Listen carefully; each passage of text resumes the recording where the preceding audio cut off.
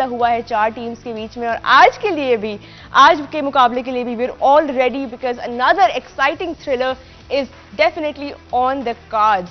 हमारे show PSL cricket हंगामा के जो हंगामा खेज पैनल है उनसे भी मैं आपका तारुफ कराती हूँ। मेरे साथ स्टूडियो में मौजूद हैं former Pakistan captain the prolific Saleem Malik. अस्सलाम वालेकुम।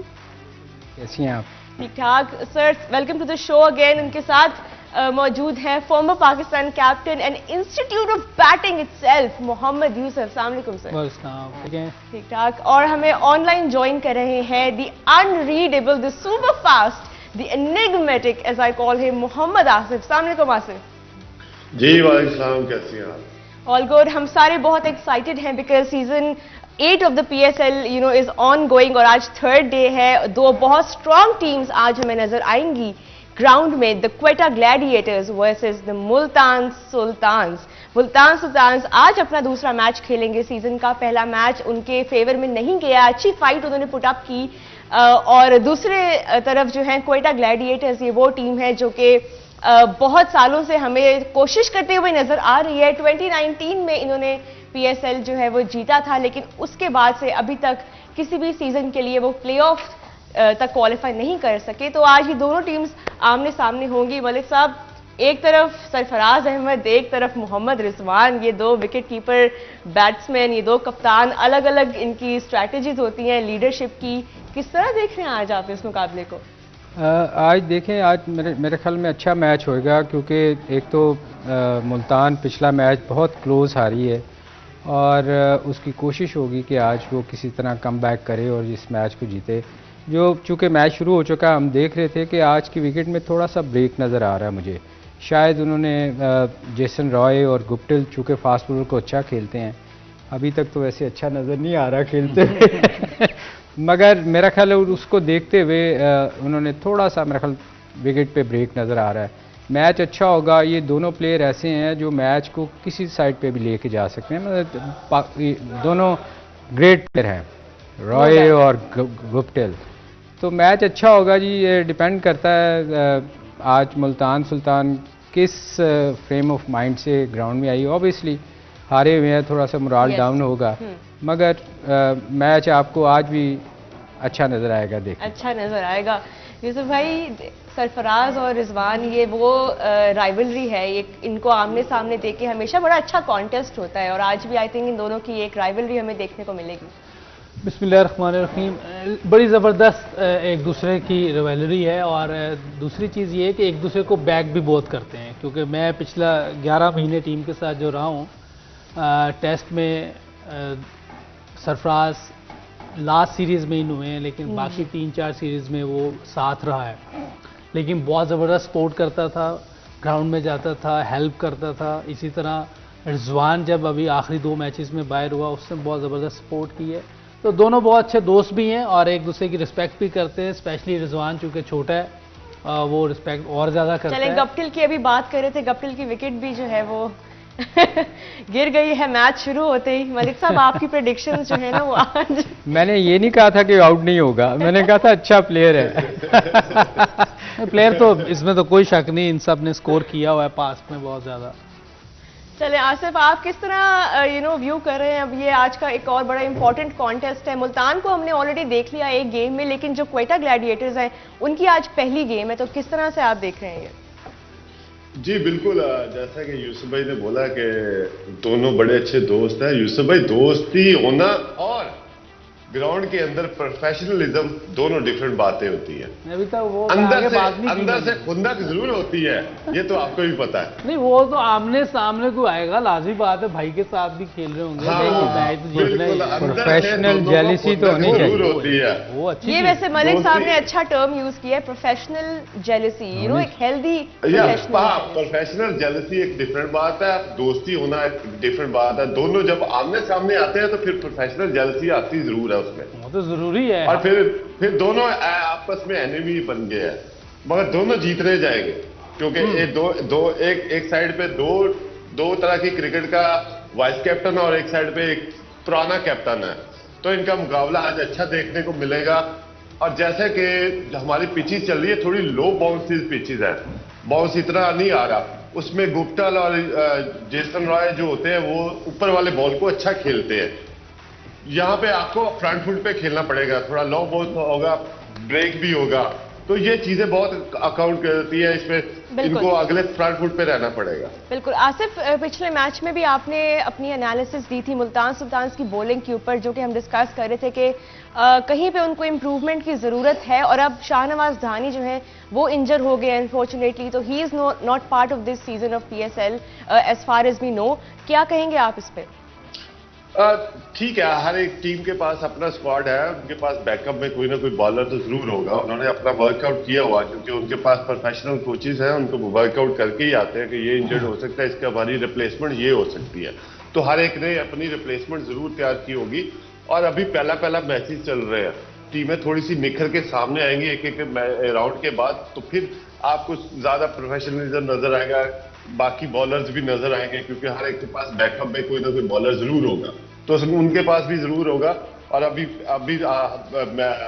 सीजन का 3rd गेम है, दोनों मैचेस बहुत अच्छे हुए हैं।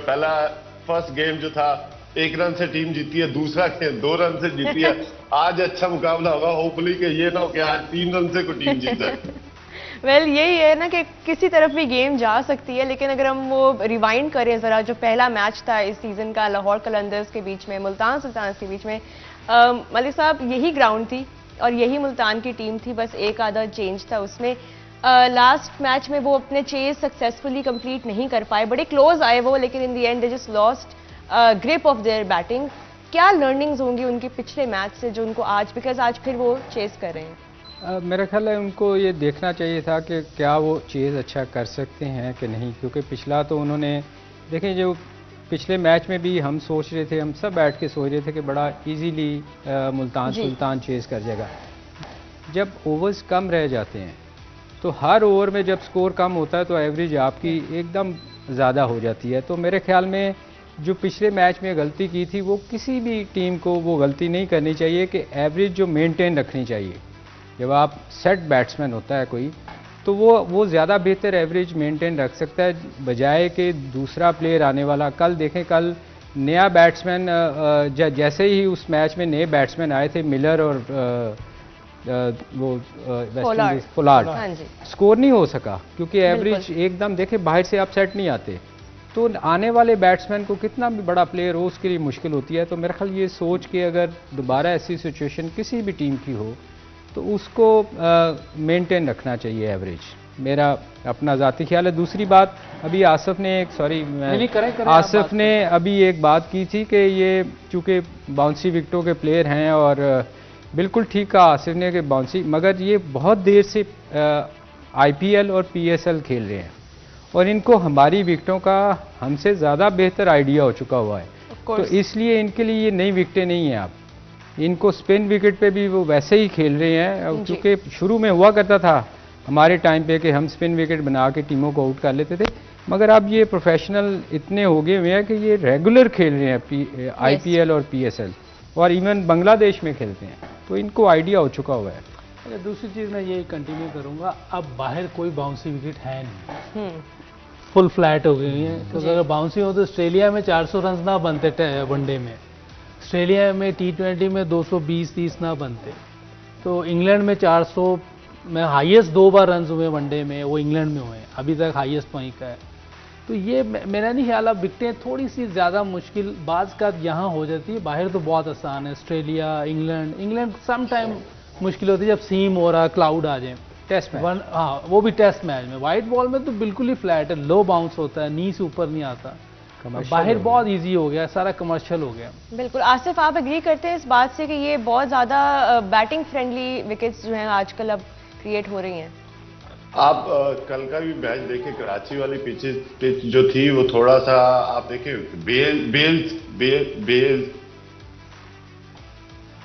हमारे यहाँ तो है ही लो बाउंस ना, इसको तो आप कह ही नहीं सकते। वो टेस्ट मैच में इतना लो होता है तो फिर वनडे में। और दूसरी चीज़, आपने जो मैच की बात कर रहे थे, मैं जो कोयटा ग्लैडिएटर और मुल्तान सुल्तान और लाहौर कलंदर वाले, उसमें मैं समझ जब 2 प्लेयर सेट थे, रिजवान और शान मसूद, तो उनको जो नॉन रेगुलर बॉलर आए, नॉन रेगुलर नहीं लेकिन उन दो की निस्बत थोड़े हल्के बॉलर, वीक लिंक जिसको कह रहे हैं हारिस, और वो तो प्राइम बॉलर थे शाहीन।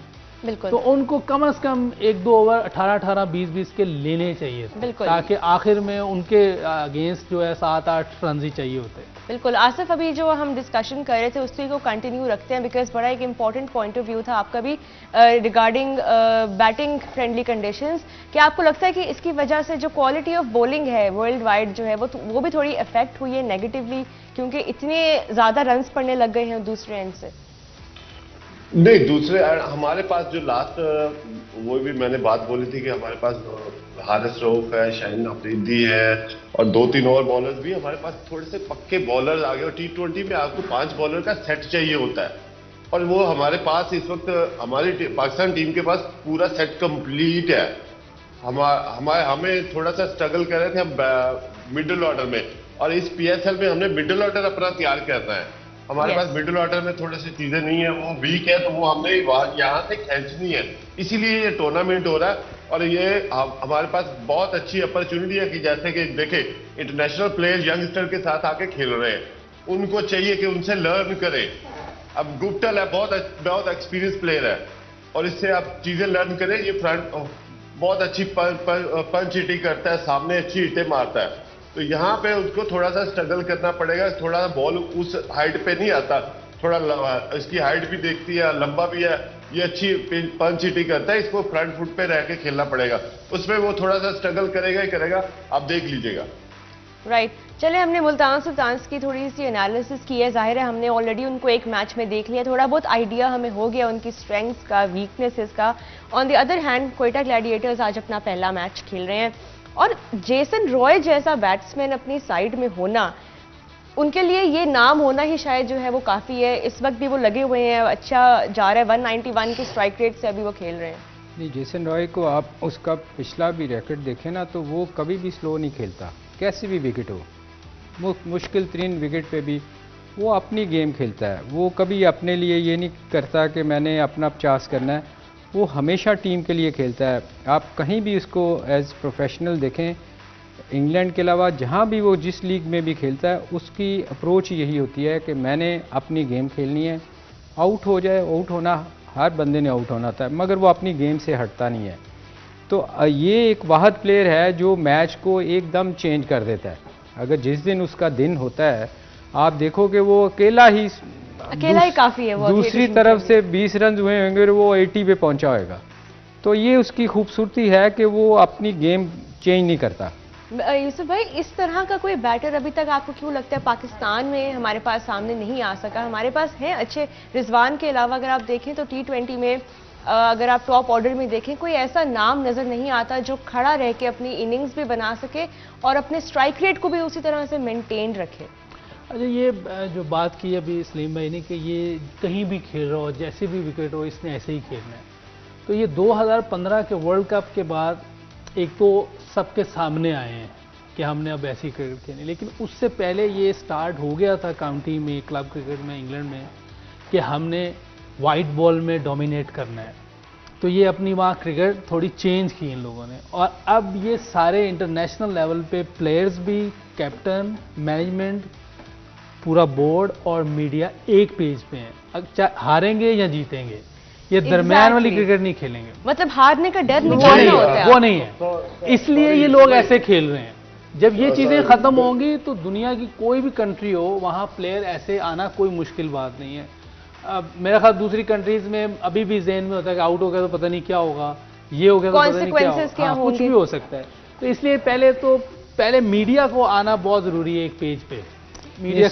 इसमें एक चीज़ है कि इंग्लैंड जो है ना, इंग्लैंड बहुत एक टीम है, वो कभी ये नहीं सोचती कि मैच ड्रॉ हो, वो हमेशा उनकी कोशिश होती है कि मैच का फैसला हो। आप देखें, हम काउंटी खेलते रहे हैं दोनों, काउंटी में ये होता था कि अगर बारिश हो जाती थी ना, तो एकदम वो डिक्लेयर करके सेकंड इनिंग में ले आते थे ताकि फैसला हो, डिक्लेयर कर देते थे, दोनों टीमें डिक्लेयर कर दिया। तो ये इंग्लैंड में है कि वो चाहते हैं कि फैसला हो हर मैच का। आसिफ, आप कुछ ऐड करना चाहेंगे इस पे? आउट हो जी बिल्कुल, अपना जैसे कि अभी इंग्लैंड की क्रिकेट की बात हो रही है, तो उन्होंने एक लखपरा यूनिवर्सिटी है, वहां पे पूरा उनकी ईसीपी क्रिकेट बोर्ड ने अपना एक डिपार्टमेंट खोला हुआ है, उसमें बच्चे को तैयार करते हैं बकायदा, वो उस मूड में लेके आते हैं कि T20 का प्लेयर है, T20 मूड में लेके आना, ये टेस्ट का है, टेस्ट में उसमें उसके ऊपर वर्कआउट होता है प्रॉपर, वो यूनिवर्सिटी में बच्चा तैयार होता है। हमारे पास ये चीजें, हमारे पास पीसीबी के पास वो चीजें नहीं है, हमारे पास रॉ टैलेंट आ रहा है जी, हम पिक कर रहे हैं वो नेचुरल टैलेंट से, मगर वो टैलेंट कितनी देर आप बरकरार रख सकोगे, ये मुश्किल डिसीजन होगा।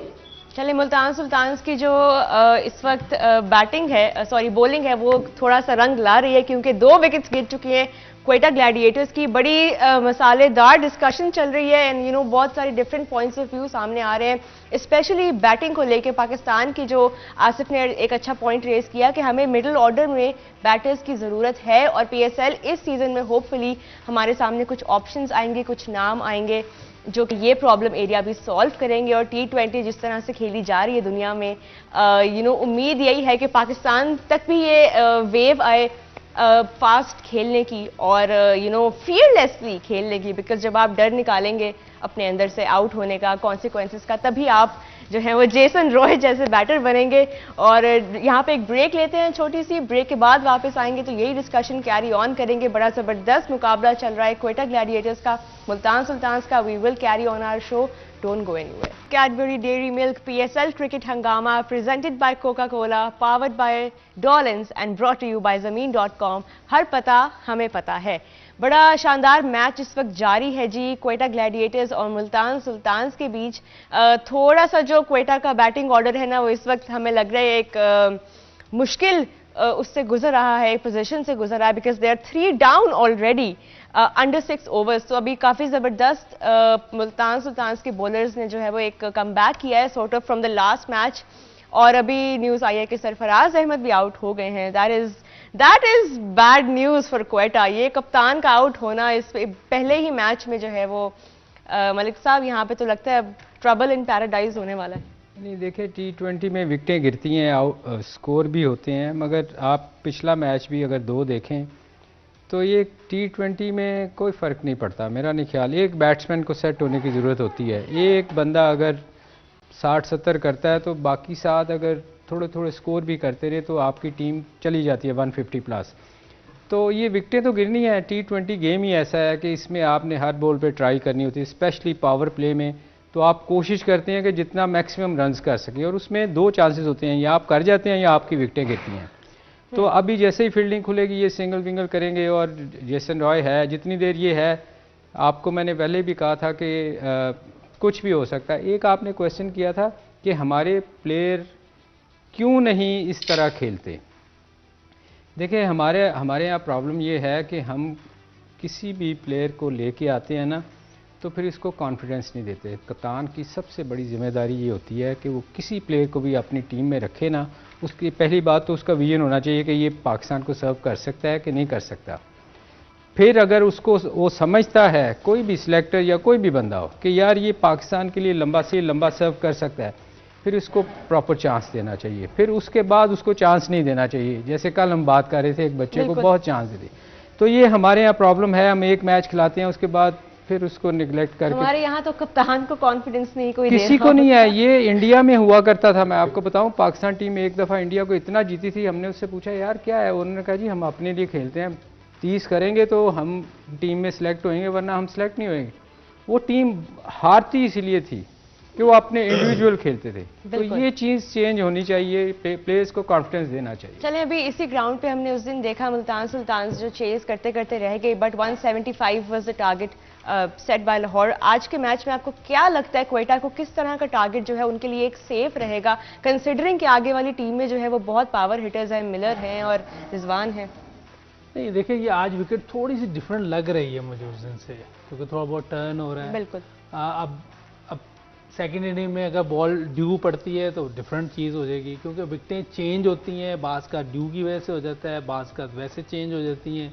हो सकता है खेलने के बाद थोड़ा सा ड्राई होता है, क्योंकि अभी थोड़ी बहुत नमी है या कुछ है, जैसे थोड़ा ग्रिप कर रहा है, टर्न हो रहा है। ये चेंजिंग आती रहती है विकेट्स में। अगर सेम खेलती है तो मेरा ख्याल है कि 160-170 इनफ स्कोर होगा, मुझे लगता है। चले आसिफ, आपकी तरफ आते हैं। यहाँ पे एक बड़ा इंपॉर्टेंट चेंज आया है क्वेटा ग्लैडिएटर्स की टीम में। वो ये है कि जी मोहम्मद हफीज जो है वो अब बिल्कुल लास्ट मोमेंट पे उनको जो है वो ड्राफ्ट कर लिया गया है टीम में, और अब वो क्वेटा ग्लैडिएटर्स को रिप्रेजेंट करेंगे। इस पे क्या कहेंगे आप? जी, उनके पास ऑप्शन नहीं थी तो उन्होंने ऑब्वियसली ऑप्शन तो चूज करनी थी, और जैसा कि अभी 3 विकेटें गिरी है, अब सारी जिम्मेदारी मेरे ख्याल गुप्तल और रॉय पे, और नीचे से एक बैट्समैन है उसके ऊपर पहले से ही बड़ा प्रेशर किया हुआ सोशल मीडिया पे भी, हाँ बंदा उसको समझा रहा है। अब देखिए आप उमर अकमल की बात करें क्योंकि वो अभी जैसे कि वो कोई मेंटल केस है, हर बंदा उसको समझा रहा है कि तुम अच्छा खेलो। अरे भाई उसको छोड़ दो, उसको खेलने दो, नहीं खेलो तो उसको बाहर कर दो। हर बंदा उसको लेक्चर दे रहा है। यूसुफ भाई, आप कुछ ऐड करना चाहेंगे इस पे? नहीं, मैंने देखा नहीं है जो आसिफ बात कर रहा है, मैंने देखा नहीं तो मैं जरूर कमेंट करता कि आसिफ ने देखा है तो वो कर रहा है, ठीक है। चले अभी देखा, हर बंदा उसको लेक्चर दे रहा है, जैसे अभी हम इसको ठीक कर रहे हैं। भाई वो पहले से ठीक है, प्लेयर वो ठीक है, उसको बोलो कि भाई रन करोगे तो खेलोगे, वरना अब आपको नहीं लेंगे। शायद यही बात बता रहे हो। वैसे आसिफ प्लीज माइंड ना करना, जो लोगों के सींग नहीं निकलते जिनके दिमाग खराब होते हैं, उसकी अगर आप हरकतें देखें तो आपको समझ आएगी कि वो क्या करता है। तो सलीम भाई उसको बाहर कर दो, उसको नहीं बाहर नहीं करो, उसकी काउंसलिंग करनी चाहिए, उसको बिठा के समझाना चाहिए, यार ये चीजें अच्छी नहीं है। आप अगर आप देखो ना, वो बहुत अच्छा प्लेयर है, मैं उसको, मुझे बड़ा पसंद है वो प्लेयर, मगर जब आप उसके घर की टीम है, आपको पता है उसके घर की टीम है, वहां पे काउंसलिंग क्यों नहीं होती कि बाहर के लोग कर रहे हैं? बाहर की घर की आपको पता है ना, लोग कम ही सुनते हैं। अक्सर लोग बाहर वाला कोई अच्छा बंदा उसको समझाए, जो कोच या कोई, मेरा ख्याल उसको सीखना चाहिए। अब जितनी देर उसको हो गया ना पाकिस्तान में, अब चीजें मैच्योर होना चाहिए बंदे को ना। 14 साल हो गए तकरीबन उसके डेब्यू को। चलिए, तो पिछले सीजन हमें थोड़े से स्पार्क नजर आए थे उनकी तरफ से, देखते हैं इस सीजन में कैसा खेलते हैं। ये 3 विकेटें गिरने से कुछ नहीं होता। आप दोनों पिछले मैचेस देखें, पार्टनरशिप जो होती है ना वो बड़ी इंपॉर्टेंट होती है। कल भी आप देखें कि कराची के शोएब मलिक की और कैप्टन की जिस तरह पार्टनरशिप लगी है, और मैच एंड पे आ गया था आखिरी ओवर में, तो ये गेम ही सिर्फ पार्टनरशिप की है। एक अच्छी पार्टनरशिप चाहिए इस वक्त कोयटा ग्लैडिएटर को, और इसमें उनके पास अभी डेप्थ पे बैट्समैन मौजूद है और वो पार्टनरशिप लगा सकते हैं, और उनको चाहिए भी है कि वो पार्टनरशिप लेके चले अपनी। अभी इफ्ती और हफीज हैं, दोनों बहुत जबरदस्त, ये दोनों अच्छे प्लेयर खेल रहे हैं, ये भी दोनों टॉप खेले, और 13 ओवर रह गए। 13 ओवर आपने 4 बैट्समैनों ने खेलना है, मुश्किल काम नहीं है, लेकिन डिपेंड करता है किस तरह की पार्टनरशिप और किस तरह लेके चलते हैं। चलिए, अभी आगे जो एक बैट्समैन आने वाले हैं इफ्तिखार अहमद, उनके तो अभी हमने 6 छक्के देखे हैं रिसेंटली। छक्के छुड़ाए हैं, वो किसको लगे हैं? वो लगे, आई थिंक आपको पता है, हम सबको पता है। आप अक्सर कहती हैं वो 6 छक्के जो है वो खाए हैं, और बड़ी ब्रेवरी के साथ और बहुत उसके साथ एलिगेंटली उन्होंने, ये देख लें आपके सामने आ रहे हैं विजुअल्स, जबरदस्त। वैसे उन्होंने एक क्वेटा की ग्राउंड में खूबसूरत शॉट्स लगाए, और आज भी आए, बहुत जबरदस्त। मैं तो उधर ही था, मैं ग्राउंड में था उस वक्त। बहुत ब्यूटीफुल शॉट्स। और आज के मैच में भी इफ्तिखार अहमद से यही उम्मीद है, बट क्वेटा होप कर रहे होंगे कि इफ्तिखार तक ना आए बात। और अभी जो आसिफ ने बात की कि एक पार्टनरशिप जो है वो ही बहुत इंपॉर्टेंट होती है, उसी के बेसिस पे जो है वो आपकी टीम जो है वो एक लो पॉइंट से एक विनिंग पॉइंट पे या एक ऐसे डिफेंडेबल टोटल की तरफ आ सकती है। और right now we were talking about Mohammad Hafeez. Yousuf भाई, उनके टीम में आने से कितना एक्सपीरियंस ऐड हो जाएगा क्वेटा के लाइनअप में, बिकॉज लास्ट सीजन आउट हो गया। चलें, there is another wicket that has fallen. Roy, Jason Roy, the danger man, has gone back to the pavilion. तो now आसिफ जो बात कर रहे थे कि पार्टनरशिप कोई लगनी चाहिए, आसिफ यहाँ तो कोई पार्टनरशिप बनती नजर नहीं आ रही क्वेटा ग्लैडिएटर्स की। देखिए, मुल्तान सुल्तान के जो बॉलर्स हैं वो बड़े पैशन से बॉलिंग कर रहे हैं। जैसे अब्बास ने क्रॉस दी 3 बॉल पकड़ के 1-2 बॉल किए हैं। अब ये आम बंदा चेक नहीं किया होगा, मैंने उसको अभी देखा है कि उसने क्रॉस दी 3 बॉल के पकड़ के बॉल किए। उससे क्या होता है, जब आप बॉल का पेट लगता है ना, उसमें थोड़ा सा बाउंस ज्यादा आता है और बॉल थोड़ा क्विक निकलता है, स्किड करता है, बिल्कुल सलीम भाई। तो उसमें थोड़ा सा बैट्समैन डिसीव होता है, तो बैट्समैन को जज नहीं हो रहा। और इस तरह की क्लेवरनेस होनी चाहिए बॉलर्स में, जो कि वो दिखा रहे हैं, पैशन ज्यादा दिखा रहे हैं, जिसका फायदा भी मुल्तान सुल्तान को हो रहा है। बिल्कुल, अभी देखते हैं। आई थिंक अब अगले जो बैटर होंगे वो मोहम्मद हफीज ही होंगे, और उन्हीं को आना चाहिए, क्योंकि इस वक्त एक स्टेबिलिटी की ज़रूरत है, कैलकुलेटेड नॉक की, और एक पार्टनरशिप बिल्ड करने की ज़रूरत है। तो the professor will be out shortly, यही डग आउट जो है वो प्लान कर रहा होगा। यहाँ पे एक ब्रेक लेते हैं और ब्रेक के बाद अपनी डिस्कशन रखेंगे, कहीं मत जाइएगा। Cadbury Dairy Milk PSL Cricket Hangama presented by Coca-Cola, powered by Dolans and brought to you by Zameen.com. हर पता हमें पता है। Before we went on the break, we were discussing कि अभी क्वेटा ग्लैडिएटर्स का जो बैटिंग कैंप है किस तरह से रिकवर करेगा। हम बात कर रहे थे कि शायद मोहम्मद हफीज आएंगे ऊपर, लेकिन इफ्तिखार अहमद वो सेंट आउट, और आते ही इफ्तिखार अहमद के जो डिफेंसेस हैं ना वो ज़रा प्रॉब्लमैटिक हो गए, and he is back to the pavilion now. I think उन्होंने 0 रन स्कोर किए, he could not really get off the mark, but चले इफ्तिखार अहमद जो है he is back with a golden duck, so not a happy timing, not a good timing for the Gladiators camp right now. एक back to back उनकी wickets भी गिर गई हैं, but Multan Sultan जो है वो आज बहुत तगड़े लग रहे हैं अपनी बॉलिंग में, despite losing Shahnawaz Dahani to injury. देखिए ये जो बॉलर है एहसानुल्लाह, इसको मैंने 2020 में देखा था अकेडमी में। मैं भी नया नया आया था और मैंने देखा कोई लड़का प्लेयर्स को प्रैक्टिस करवाने के लिए आया हुआ था ये, लेकिन ये स्वात साइड का है, फटे हुए बूट थे, क्योंकि ओबियसली हम सब गुर्बत की जगह से आए। मैं खुद बहुत गरीब फैमिली से पीछे से, तो बाकी भी ज़्यादातर हमारे पाकिस्तान में ऐसे ही आते हैं। तो वकार भाई भी उस टाइम आए हुए थे, तो इसकी बॉलिंग जब देखी उन्होंने कहा यार ये लड़का बन सकता है, इसमें पेस है, ये बन सकता है। तो एक तो वकार भाई खुद बहुत बड़े बॉलर हैं, वर्ल्ड बेस्ट बॉलर रहे हैं, और उनकी एक किसी के बारे में ये कहना कि ये बन सकता है, और उसने ये करके दिखाया। और बिल्कुल वो अगर आप इससे मिलेंगे तो कुछ पता नहीं उसके स्वाय बॉलिंग के, बहुत सीधा सा लड़का है। आज कमेंट्री पे थे जब ये आज उनको बड़ा मजा आया होगा, फास्ट बॉलिंग को देख के उन्हें बहुत मजा आता है। जैसे उन्होंने बातें करें, आप कमेंट्री सुनी होगी, उन्होंने काम पे टांगे और काम पे टांगे भी, और पता नहीं उन्होंने क्या क्या बोला होगा। Of course he is a brilliant commentator now as well, बड़ा एंजॉय करते हैं हम उनके एनालिसिस को। बट यूसुफ भाई, अभी अगर आप हमें थोड़ा सा दिखाना चाहें कि किस तरह से इस तरह एहसानुल्लाह टाइप के बॉलर को कैसे खेलना चाहिए, फुटवर्क क्या होना चाहिए, बिकॉज अभी ये रिव्यू लिया गया तो हमने स्लोमो में देखा कि काफ़ी जो था वो प्लम्प जो था वो टच हो रहा था पैड को। तो अगर आप दिखाना चाहें हमें, it would be great for the viewers as well। Malik साहब मुझे कह रहे हैं वैसे बात ठीक नहीं है, मैं मलिक साहब अगर इजाजत देते हैं तो फिर मैं चला जाता हूँ। नहीं प्लीज़, हाँ देखिए, हम वैसे जाने की ज़रूरत नहीं, हम वैसे बता देते हैं आपको। देखिए जो एक्चुअल जो मुझे लगता है कि जब आप 40 प्लस हो जाते हैं ना, तो आपके रिफ्लेक्सेस उतने तेज़ नहीं होते। ये कुदरतन है, ये मेरा या आपका हर एक के साथ ऐसे है। जब आप 40 प्लस फेस करते हैं ना, तो आपके चूँकि रिफ्लेक्सेस स्लो होते हैं, आपकी मूवमेंट इतनी तेज़ नहीं होती। अगर आप भी इस बॉल को भी अगर आप देखें, अभी उसका फुटवर्क आ रहा था और बॉल उसको लग चुकी थी, तो इट्स मेन के उसने पेस जज ही नहीं की। तो इसके लिए तो आपका फुटवर्क होना बहुत क्विक होना चाहिए आपको। जब आप 40 प्लस चेस करते हैं, स्पेशली वो 145 प्लस कर है, तो उसके लिए ये नहीं है कि आप लेजी से आएंगे, आपका फुटवर्क बड़ा तेज होना चाहिए। बिल्कुल वही चीज मोहम्मद ने वहां जाके बतानी थी, हमने आपको बैठे बैठे बता दी। लव टू सी यूसुफ भाई, क्योंकि एज अ कोच भी हमने उनको देखा है, तो बड़ा मजा आएगा अगर आप हमें दिखा सकें। अच्छा, एक तो ये कि वो 32 का है। अच्छा नहीं, मुझे कोई कह रहा था चाचा कहते हैं ना, मैं समझा कहते हैं लेकिन उसकी एज 32 है। अच्छा सॉरी, क्योंकि मैं माफी चाहता हूँ। That's good correction, thank you for इधर that, से कि उधर से? क्योंकि मैं खुद भी श्योर नहीं थी। किधर से आना भाई? अच्छा आपको भी नहीं पता था? इधर से आपकी जहां से इजी आपको। ये इतने बोलों के ही खेलना है आपने। अच्छा ये देखें, ये तो उसकी अपनी टेक्निक थी, मैं अपनी टेक्निक के हिसाब से बताऊंगा कि जब जेन्युइन फास्ट बॉलर को लगा होता है 145 प्लस, और उसके लिए जो मेरी अपनी टेक्निक थी मैं वो बताऊंगा। मेरी टेक्निक मेरे हिसाब से सिंपल थी, बाकी जो देखने वाले हैं, जो दूसरे हैं, हर बंदे की अपनी एक राय है।